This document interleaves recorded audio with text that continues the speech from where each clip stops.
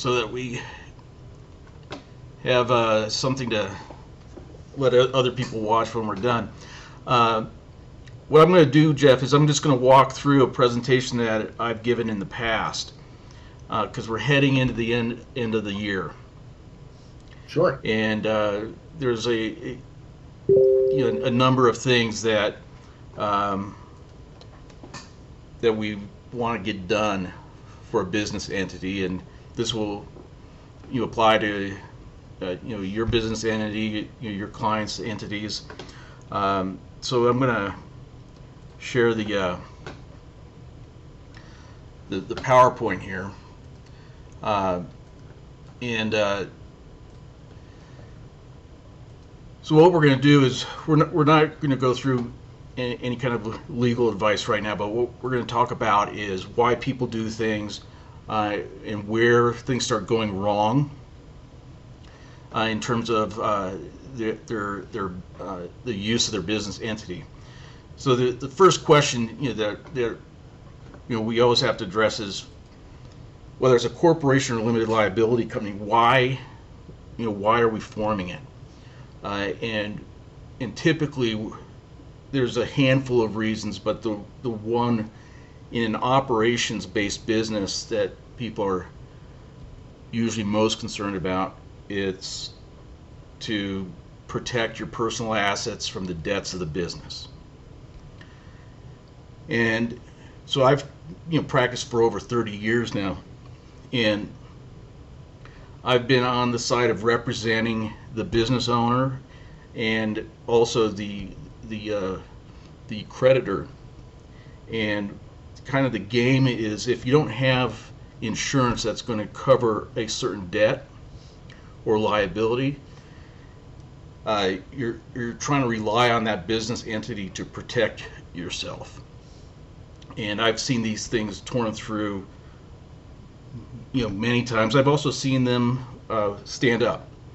And so one of the things I do with my clients is, let's do the maintenance and do the things that we need to do in order to have that protection should we need it at some point in the future. So the first thing we do is I start really drilling clients on being precise in their use of language when it comes to a business entity.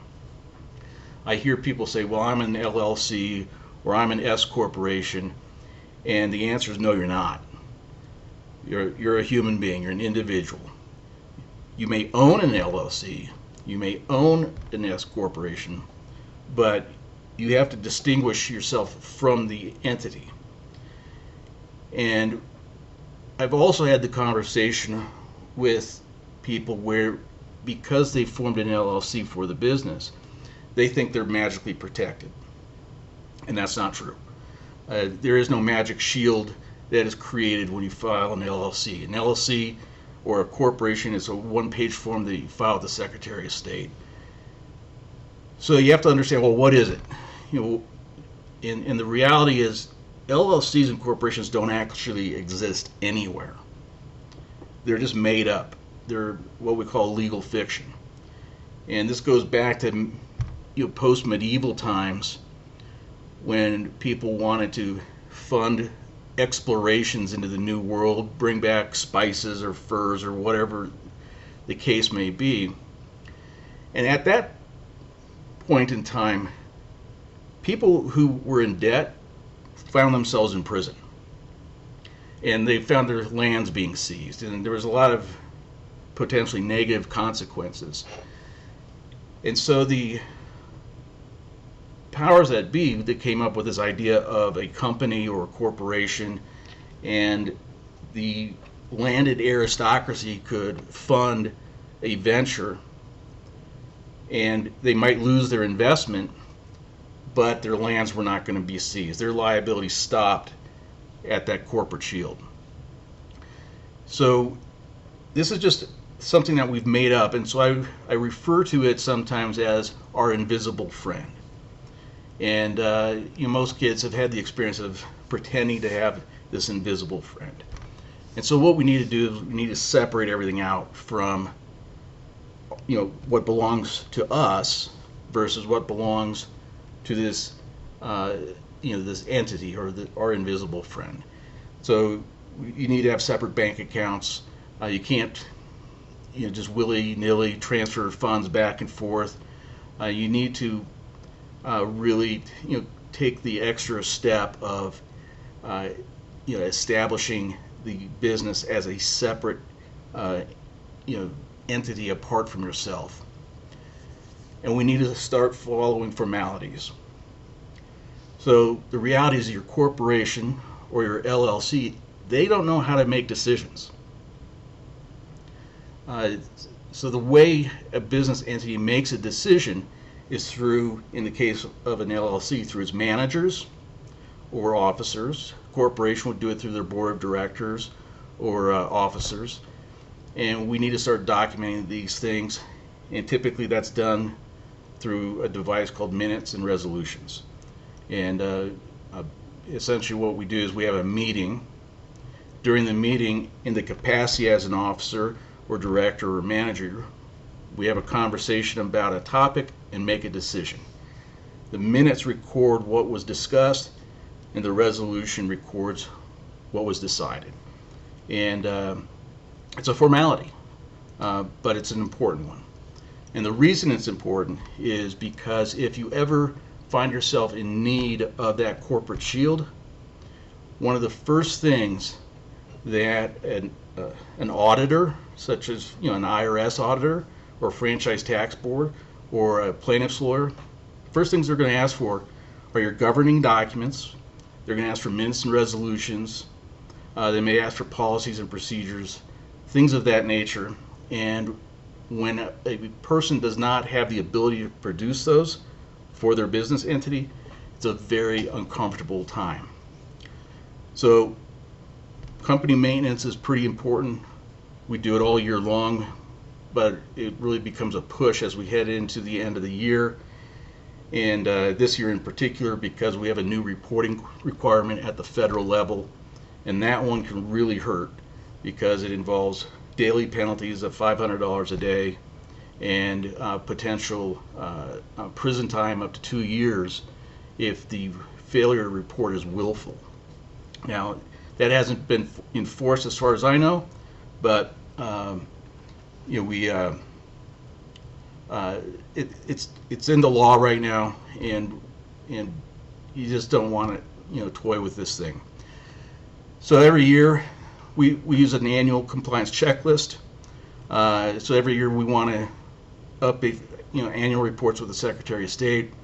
We hold an annual meeting that's a minimum, one meeting a year, generate minutes and resolutions, and we want to make sure the registered agent service has been renewed. And then there's a whole series of things from a compliance perspective that may need to be done, depending on what business activity you've engaged in. And so we work off our annual compliance checklist. I hand this thing out to clients or people that I talk to. It's a PDF. We don't charge for it. I'll pull it up and we can go through a little bit more detail. Come on. And there we Chris, go. I can speak to the importance of the compliance piece. 'Cause Yeah. back when I had my software company and we had to shut down because of the 2007 financial crisis. Yeah. One of our creditors came after us, and I personally became responsible for that debt. Now, thank God it wasn't debilitating, and I was able to take Right. care of it. But it was something where they were able to pierce the shield. Yeah, and it happens. I've done it. I've defended against it. I've watched others go through it. One of the worst ones I saw was there were two individuals, and one was responsible for running the business. The other was a silent investor. And the the entity was not only not properly maintained, it was never really set up correctly. Hmm. They had used, one of the filing services, and the filing services aren't there structuring, the entity. They're just filing the paper with Sacramento, and Right. and then nothing gets set up afterwards. So that corporate veil was pierced. So now the silent investor is personally liable for the debt, about $500,000. So those two guys, now their personal assets are on the line, and not only was it $500,000 liability, but they had to pay the attorney fees too for their lawyer as well as the other guy's lawyer. Yeah, And it's ugly. yeah, so that was absolutely devastating. They lost the real property that the business was operating out of. They lost the business, and their personal assets were impacted beyond that. So, for a modest amount a year, you want to do the homework. Make sure it works properly. And so what we've come up with is basically an annual program to keep people in compliance. And so that includes your annual report filings, your BOIR filings with FinCEN, which is the new federal requirement. We do a virtual annual meeting, so you don't have to go anywhere. We just jump on a Zoom conference like we are now, and we review things typically off of that checklist that I showed you, and we generate minutes and resolutions for you. We're in the process of building out a document template library, so common legal documents that you may want access to, we're going to provide those. We're also building out a training and basically some electronic tools that people can use. That's going to be on our website on a section we're going to call the Academy. And then once a year we do a website legal audit for you. So we take a look at what contracts do you have facing the public, and whether you've got accessibility issues that could create liability for you. And then we onboard the client so that we understand the business and we can better help you. And the average cost is around $3,000 a year for that. But we're doing something different right now, which is why we're just starting the office hour program, is that we're going to be offering the system for $147 a month. That's $1,587 a year, and so that's a 44% savings over the cash and carry model that we just outlined. But we're in pre-launch, and we want to start adding members. So what we're doing is we're doing a pre-launch special, $97 a month. We're not going to charge an onboarding fee. You can go annually at $970 a year, and this represents a 70% savings compared to the pay-as-you-go model. And we're going to grandfather everybody in. So anyone who joins up at this price level, as long as you've got an active membership, you're good. Hey, Chris, can I just Yeah. share something? So, I've worked with a lot of companies and a lot of attorneys over the years. And it's really, I think people get scared by, $500 an hour. I remember Yeah. not too long ago, the normal rate was $250, but after the pandemic and with everything else, like everything's gone up, including the cost of legal fees. Sure. And I really appreciate you coming up with a plan that it's not just manageable, but it's something that's predictable, right? Where the other way, it's like, and I've got a client that's dealing with this right now. She gets hit by like her end of the year fees from, taxes, for example. Yeah. And it's like six or eight or $10,000 and it's unexpected. So she doesn't have the money sequestered, you know? And I love the idea of having something that's just a modest investment that you're doing on a monthly basis, because, then like for acupuncturists, that's one patient treatment a month, you know, Yeah. in order to cover that expense. And I think if business owners would think about expenses like this in that context, then it's not as painful and there's less surprises, especially when you're a closely held company. Right. Now at $97, that's not going to cover everything that you might have need for. But what it does do is it gives you access to basically all the maintenance that you're going to need, unless it's out of the ordinary. But the other thing it does is it gives you the opportunity to have a conversation that can help you identify, these are areas that you may want to pay attention to. For example, our website audit, that's included in the membership cost. Now, what's not included is if you need to have the website contracts drafted, if you need legal work done, that's going to cost extra. But now and we can tell you what it's going to cost, and you can plan for it. You can say, you know what, we're not going to do that right now. We'll do it in a couple months, and I'll set some money aside for that. It puts you in the position where you can now manage those things in a meaningful, proactive sort of way. And that's what it's intended to do. No, it's great. I mean, listen, there's nothing that sucks more than a big surprise that's unexpected, or one that is coming and you haven't planned for. I mean, I know business owners that don't take a paycheck because they haven't prepared, and they don't know what's coming. And they're not in a conversation on a periodic basis where they could find out 6 months in advance. Yeah, no, that's exactly what I've dealt with, over the years, and now I'm in a position where I can provide the service in a way that will hopefully keep people a little bit more aware of what they need to do in order to have the protections if and when they're needed. Hopefully they're never needed, but this is a litigious world, and our tax authorities are becoming increasingly aggressive in pursuing taxes from businesses, and they don't like being told they can't get the money.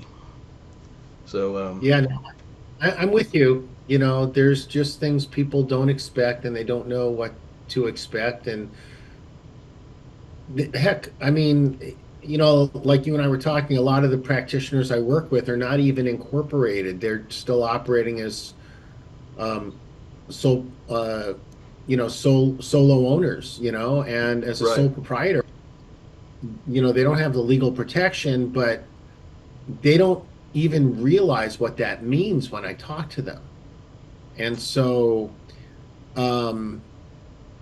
since I'm teaching this practice management course to students at an acupuncture college right now, they don't know what they don't know about being a business owner, right? They don't know Right. what to set up, expect, or prepare for, or plan, right? And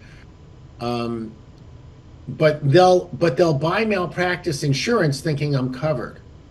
Well, you want the malpractice insurance, and the reality is, for a healthcare provider, if you're the one rendering the service, the fact that you have a corporation is not going to provide any protection, because we're always responsible for our own actions.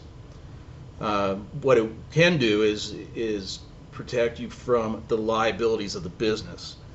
So, if your employee hurts somebody, the business is responsible for that, right? So the assets to the business are at risk, but your personal assets are not available for reimbursing the injured party, assuming that you've done the things you need to do to maintain that entity. But yeah, the insurance, that's always your first line of defense. And then what we try to do is structure things intelligently. So I always distinguish between the operations of a business and the assets of a business. So for a healthcare practice, you're going to have, typically the only assets are going to be whatever medical equipment is used within the practice, and then accounts receivable and cash on hand, and that's about it. Um, I have clients where the equipment is expensive, and we want to protect it, and the operations are dangerous. People can get hurt on the operation side. So in the context of let's say a medical clinic, bad day at the medical clinic, people are injured and maybe they don't survive. And so let's say that clinic owns, maybe they own the property where the clinic is situated. Maybe there's medical equipment. And so what we try to do is separate out the operations, form a professional corporation for the medical care being provided. And then the real property, that probably goes into a limited liability company. And then the equipment goes into a second limited liability company. And then we put lease contracts in place between the two LLCs and the clinic. So now they're leasing the equipment, they're leasing the property. And then we might even have a diversity of ownership, so we have different owners set up and involved in that. But that way, if you have the bad day at the medical clinic and your insurance doesn't take care of the problem, then we can talk about insolvency, bankruptcy, things like that, without having to give up the property, without having to give up the equipment. And then we sign new lease contracts with a new professional corporation. So this is a strategy, it sounds like, to ensure that you can have assets in your business, or at least that are controlled by you, even though there's multiple corporations involved. Right. With different purposes. Yeah, it's just, the thing is you have to do this planning in advance. You can't wait until there's a problem and then try to do this. Mm-hmm. Right? Because those are fraudulent transfers, and it's not going to work. So you have to set this up in advance. It has to make sense from a business perspective. I listen to some presentations of, it basically comes down to like a gimmick. And so you don't want to do gimmicky things. You want to structure a legitimate business that's in the business of leasing real property, for the use as a medical clinic. Right. And you want a legitimate, equipment leasing business. And you want a legitimate medical clinic business. And you have to, respect, the separation of all three. Where I see people get in trouble is they put the property or the assets in one entity, and then they have another one, and some months they paid the lease, sometimes they don't. It's kind of like we're not really operating a business, because if you're a landlord, you want your rent every month. Sure. Right, and so we need to respect our several invisible friends. We have to. Well, it sounds like what you're saying is, if there's ever an issue, there are things that are going to get scrutinized in the business. Right. So if you don't pay your rent, what's the landlord going to do? Well, and if it's you controlling the other entity, then that Right. will get looked on if you're in a lawsuit. Right. That'll get looked on like you're not treating it like a business, you're treating it like a toy. Right. And if you don't treat it like its own business and its own entity, then that's going to signal the ability to go after Right. you as a person instead of just a corporation, because now it's not really like the intention of having a corporation isn't being fulfilled. Right. What the court will do is they'll look at it and they'll say, look, these really are not individual businesses. You're just using these as an alter ego of yourself. And because you're not respecting the use of these entities, we're not going to respect it either. And we're going to let this creditor pierce the corporate veil and pursue your personal assets. So now that real estate's at risk, the equipment's at risk. It's whatever you own is at risk. So you basically set it up on a flimsy foundation, and the whole house of cards comes tumbling down. Yeah, listen, I've been there. It Yeah. sucks. So what I like to do is, if we were going to start a business, and we're going to buy some real estate as part of that, I want to see different investors in the real estate than in the business. Mhm. Right now, you could be one of the investors, but Sure. I want diversity of ownership. And then if the rent doesn't get paid one month, I want that management company that's managing the real estate to send the letter that says you're late on your rent, and now you owe us a late fee. Right, and if Yeah. right, so it's arm's length, and it's difficult to question that. But I've done it also where um, we had an operations company that needed basically a credit line, and there's only a few ways to put money into a business. So you can make an equity contribution. The problem with making an equity contribution is that when it comes back out, it's taxable. It's a taxable event. It's either going to be a capital gain or income in the form of a dividend or a distribution, that sort of thing.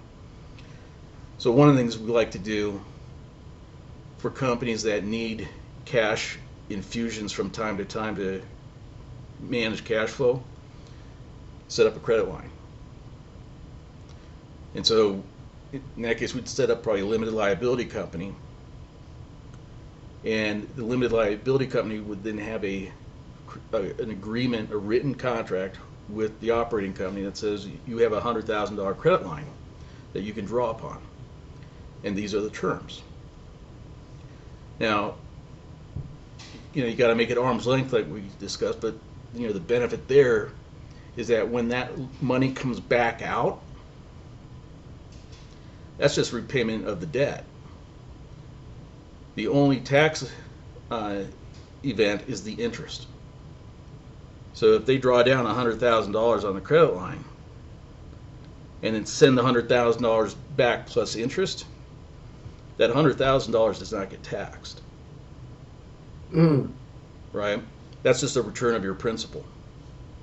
So let's say you paid $8,000 in interest for that, the use of the money. Well, you'll pay 8,000, tax on $8,000. But that's part of the structuring as well. So as we get into these uses, this stuff can get as complicated as you want it to.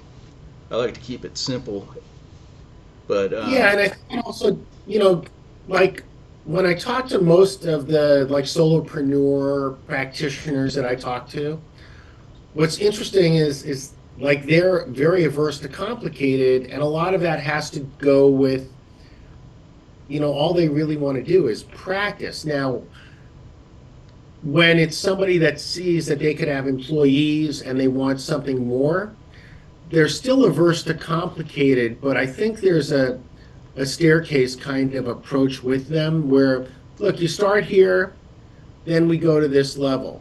If Yeah. you're ready to buy some property, then let's plan for that. Let's not just buy it, right? And so Right. then the planning becomes like, okay, great, what would make sense there? Yeah, so And I coach a lot of people who have a side hustle, or they're starting a business on their own, and if they don't have employees, and if they don't have significant cash flow at the start, I don't have a problem with them being just a solo practitioner. Um, Now you want to get the insurance, but if you're not taking on risks from other places, from other people, yeah, just keep it simple until you get things up and running. yeah, The unfortunate thing, at least in California, for healthcare providers, you can't use a limited liability company, at least not for your practice. right. But you can be a sole practitioner Right. without employees. Right. So Without what you're going to do is you're going to report your income on your 1040 and your expenses on Schedule C, and you want to do that until either you start hiring people, or your income hits a minimum level, because now you're probably going to have some tax benefits that you can pursue by using S corporation tax status. So Hey, then Chris, do you have like a perspective of what like a minimum level of income might be before they'd want to yeah, look at that? here's what happens is, when you own a business, you're going to have revenue, and then the question is, what are we going to do with it? And depending on how you want to live your life, a lot of that you can write off. So when we talk about income, we're going to talk about taxable income. I don't know what the typical salary is for an acupuncturist, but let's say it's $100,000 a year. Not so $50,000 a year. We just need a number. That's a little more, for someone that's just getting their practice off the ground. Oh yeah, or yeah. something. So they get it off the ground. They're making 20, 30, 40, $50,000 a year as a basically a solo practitioner. Once they start pushing past that, there's an opportunity to save a significant amount of money on employment taxes by taking the S corporation election. In order to take the S corporation election, you need to have a business entity. And for the acupuncturists, they're limited in California to a professional corporation. So now you're going to spend $3,000 to $4,000 with someone like me to make sure it's properly set up. But it's worth it. And you're going to spend somewhere between $3,000 or so for maintenance of the entity, unless you take advantage of the pre-launch. And what you're going to get in return from a tax perspective is you're not going to have to pay 15.3% employment taxes on the income you distribute out to yourself as a distribution or as a dividend. Yeah, I mean, I can give you an actual example of a client I was working with this year, Chris, just if that helps. Yeah. A solopreneur that's been in practice for 25 years, but wanted to start having regular employees Right. working with clients, starting to build that up. And it took about a year to get her just set up so that her business was operating effectively, right? While she was looking to add somebody. But she was generating over $200,000 a year as a solo practitioner, and when she incorporated, um, she was able to not have the 15.3% Right. self-employment tax as an issue. But there were so many areas where we were able to create tax deductions because she has an office in her home and she's like doing work there before Right. she gets her day So, started and when she well, home. there's even a better way to do this. So, just to kind of illustrate the cost savings. Let's say she's doing $200,000 a year, but the average acupuncturist out there is doing 50, and so let's just pretend that her CPA is going to distribute out $150,000 as a distribution. So the tax savings on that is $22,950. Just in that one area. Right. So just right there, the 3-4 grand that you spent to set up the corporation, you got it all back. Right. Now here's the other thing. Instead of taking the home office deduction, you can do the Augusta rule.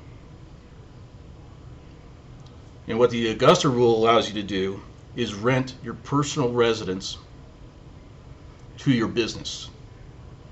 Ah, So now the acupuncturist can rent the house to the, it doesn't even have to be a house, it could be an apartment, it could be a condominium, or whatever, but it has to be your primary residence.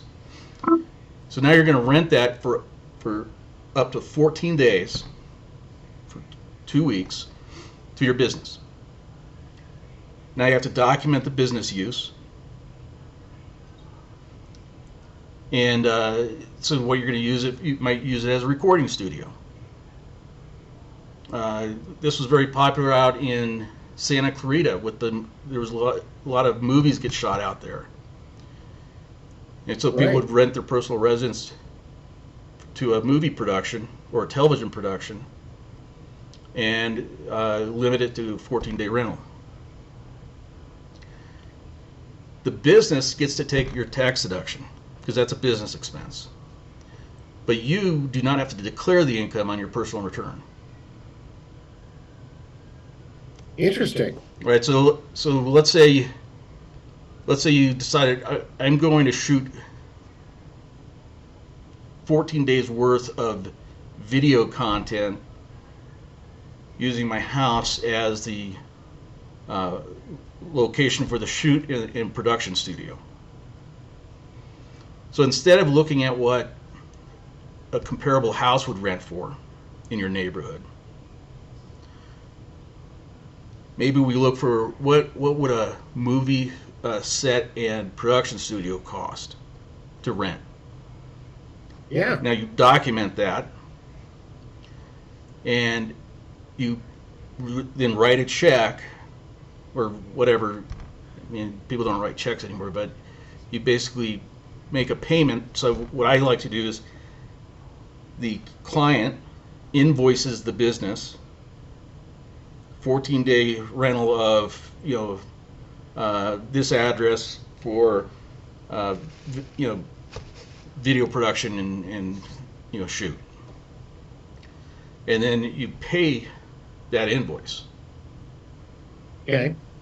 So now the business has all the documentation it needs in order to justify the business deduction, as business expense, and you have all the documentation you need to justify the fact that you're not declaring the income. So if you're ever challenged, So Chris, a great example, what of I think what you're talking about is another client. She does filming in her studio, for example, several times a year, but once a year it's very consistent for about like a month and a half. It's a couple of days a week, and would she then rent for the entire month and a half or per day? Like what would that is that be? her? What would be there? Is that her home? Well, it's a separate garage that's been converted into a studio. I see. in- I, and then but, she's been yeah, what I would do is conducting- I would tell you she should talk to her CPA, Yeah, and because the CPA is going to be the one preparing the tax return, right? And so you always want them to have a high comfort level with that return, right. and you always want to, like, you don't do stuff and then tell your CPA afterwards. Okay. It's better to say, I want to use the Augusta rule. And by the way, Sure. the reason it's called the Augusta rule is because in Augusta, Georgia, you know, they have the Masters play there, and people on the golf course had these very expensive homes. They would rent the home to people that wanted to attend the Masters. And whoever came up with the rule, you can get your 2 weeks rental income tax free. It's a great deal. It's legal. The rules have been challenged, I think, one time, maybe two, but it's been Okay. upheld. Huh. So you know you've got a tried and true way to move out, you know, some money. So let's say, I don't know what a production studio would cost, but let's say it's $1,000 a day. Sure. So now you've got your acupuncturist who's taking a $50,000 salary, but has $150,000 that they're going to distribute out. But before they distribute out the $150,000, let's write a check for the 14-day rental at $14,000. And if they do that, then does that preclude them from also deducting that space for use the rest of the Yeah. year if they're using? Yeah. So that's why Already you out talk. That's why you talk to the CPA that says, and you say, well, you know, what's going to be the better deal? Sure. So with the home office deduction, that's a tax deduction. So you know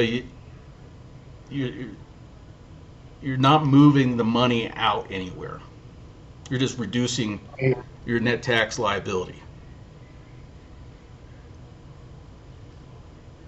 The Augusta rule lets you keep the money, Right. right? So you get the tax deduction and the income. No, I love it. That's great. See, we learn things new all the time. I love it, Chris. Thank you. Yeah, so it's something to explore. You know, I don't like the idea of bouncing back and forth between the two rules.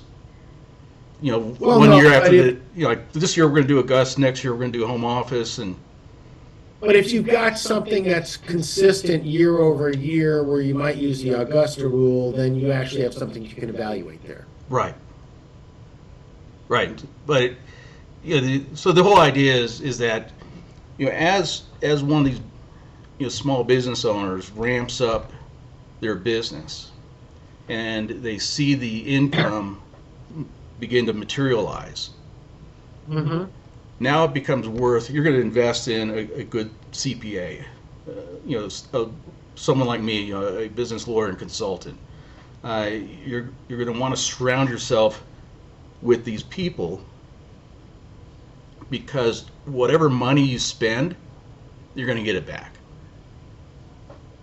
assuming Sure. that, you know, you do it the right way. Well, I think that's the thing most people miss, is they see legal as an expense and not a profit center. And I think what you're describing, Chris, in conjunction with a good accountant, is a collaboration of law and tax law. Right, and just, you know, the conversation I have, so I've represented a lot of healthcare providers over the years, and for some of them, their biggest Achilles heel is that they're very intelligent people, and they've put them, you know, gotten themselves through a 4-year university, 4 years of medical school, a 1-year internship, a couple years of residency, maybe even a fellowship program, and then they think, I've done all of this. I should be able to set up a corporation. How hard could it be? Well, setting up a corporation's not hard, but knowing the Right. nuance areas of why you do it, how to Right. protect yourself, the details of that, it's like they've done it, they're going to do it one time, Right. maybe two times. See, Right? I watched a husband and wife lose a $30 million laboratory, and Wow. one of the reasons was they wanted to save money on the legal work. Mm. So their corporation wasn't set up as I would want to see it, and the contract they had put a contract in place with another lab company that they were going to merge the two. Mm. And what ended up happening is they lost control of the lab, their business, their corporation. The other owners of the other company transferred all the debt into their corporation. Oh, gosh. and so at the end of the day, they had judgments against the lab now. So they went from a $30 million company to a $0 company because of the the debt that was owed. And these other guys disappeared. Nice. Yeah, but it's yeah. You have to balance the expense versus what are we playing with. If you're making $50,000 a year as an acupuncturist, you're probably not going to invest the 20 or 30 grand in legal work to protect a $30 million lab. Well, look, I think the thing is people have dreams about what they want, and those dreams need to be aligned with the way they set their company up. And, I think that's just what's missing. Yeah, and when I coach people that are either just getting started or who've been spinning their wheels for a period of time, I just had this conversation a week or two ago. A young guy started his business and went to a conference where someone who was not a lawyer said, you pay me, I don't know what he charged him, but several $1,000s, and set up a California LLC and a Wyoming LLC, and I think maybe another LLC. And he just used the standard filing service. So you could have just done it yourself. And there's nothing special about how these things are put together. They're not structured properly. But it falls into this myth where what you want is you want a Wyoming LLC because it's private, and you're going to do this other one, and we've got all our chess pieces. And that's just not how things work. So he's shutting everything down except for his California LLC, and he's going to run. So the great thing about an LLC is it's very flexible on the taxes. So for now, he's just going to keep it as a disregarded entity. So he just reports his income on his 1040 and the expenses on Schedule C. Once the income hits something probably around $80,000 to $100,000, then he's going to take the S corporation election. So now he's saving on the payroll taxes. But it's very simple and clean. And he's in digital media, so his assets are like his computer. So there's no reason to have this second entity that's not protecting anything. Right. So just run your business, grow it. When time comes, you can layer on tax strategies. One of the reasons I like the Augusta rule is let's say he nets 50,000 for the year. Mm-hmm. He can move a chunk of that, let's say 10 grand, into his personal account, have the proper documentation in place, and not pay income tax or employment tax on it. No, I love it. I mean, I think that's perfect for people that have like an event that they do,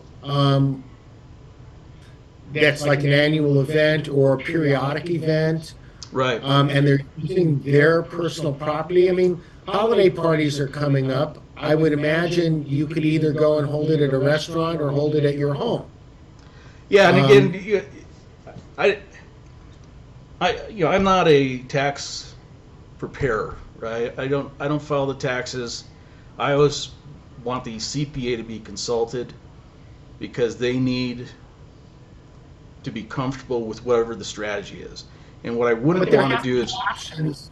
There have to be options to get to in order to be able to be comfortable. And one thing I will say, Chris, is that there are a lot of people that are really happy with their tax preparer or their CPA, but they don't know options because they've been doing things with someone that does them a certain way all this time. well, that and what a lot of people do is they see their tax preparer once a year, usually in March or April, Right. for the prior year.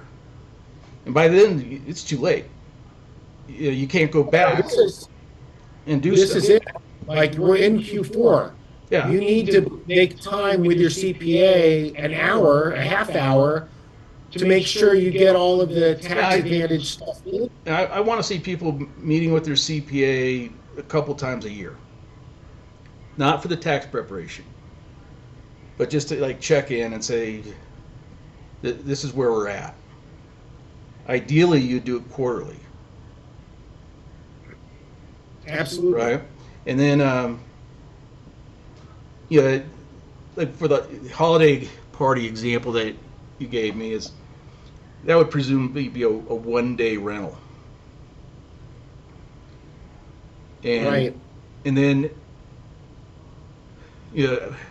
I'd probably walk through this with the CPA, but I'd say we have to parse out the venue rental, which we could probably do under the Augusta rule, versus all the other expenses associated with throwing a party. Sending out invitations, catering, bar service, all those sorts of things. And that's not going to be Augusta rule material. So, I totally get that. But that's entertainment expense for your business. right. So your potentially. business would pay that separately and take the write-off.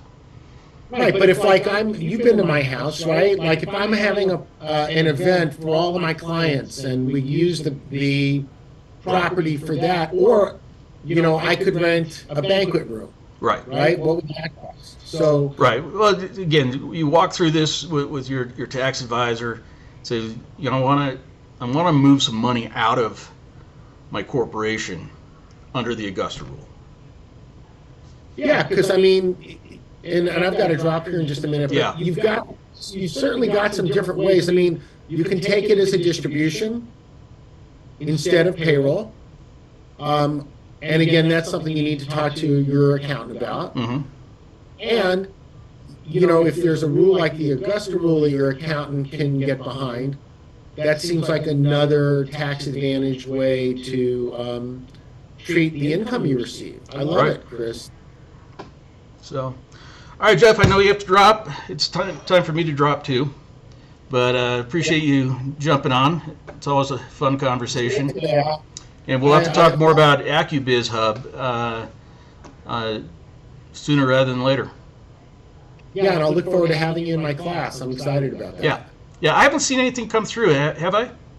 I'll send you an invite for that to make sure it's on your calendar if it's not already out. All right, perfect. I'll see you. Buddy, take care.